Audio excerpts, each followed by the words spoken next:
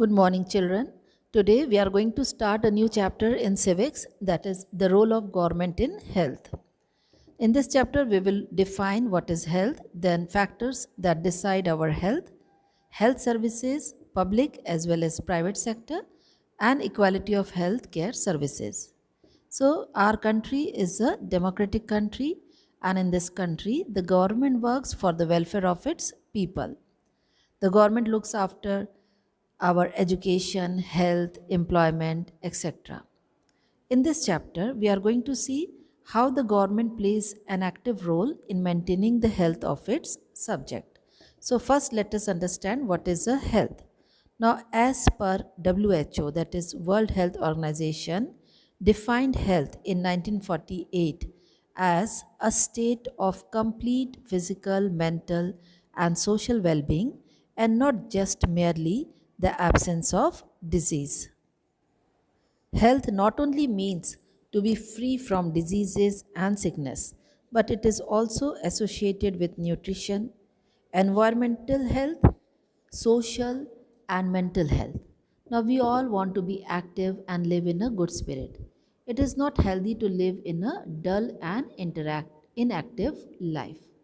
Now we will see the various aspects of health.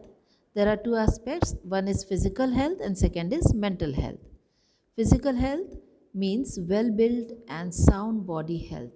Such a physical health is a result of regular exercise, proper diet, and nutrition. Then we will take up the mental health. It refers to the state of emotional and psychological well being of an individual. A mentally sound and healthy individual is able to use his or her cognitive and emotional capabilities, functions in societies, as well as meet the ordinary demands of everyday life in a better way. Now, determinants of health. There are four general determinants of health. First is human biology, lifestyle, environment, and healthcare services. Thus, health is maintained and improved not only through the advancement and application of health science, but also through efforts and intelligent lifestyle. Now, children, we will see the Indian healthcare services. In India, the taking of healthcare is in the hands of the state. The constitution charges those states with raising of level of nutrition and the standard of living of the people and the improvement of public health as among the primary duties of the state. Then we also see a national health policy in India which was passed in the year 1983 in the parliament. This policy aims at improving the general health condition of the people by means of providing healthcare centers, dietary suggestions, etc. Now we will see certain points that how medical facilities or services are increasing in India.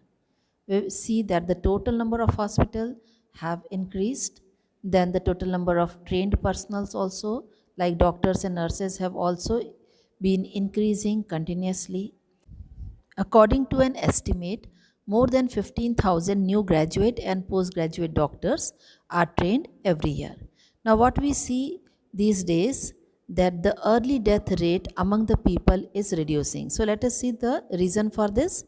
Mainly, the development and availability of better healthcare facilities, reduction in poverty, availability of food, and increase in literacy. All this has reduced the early death rate.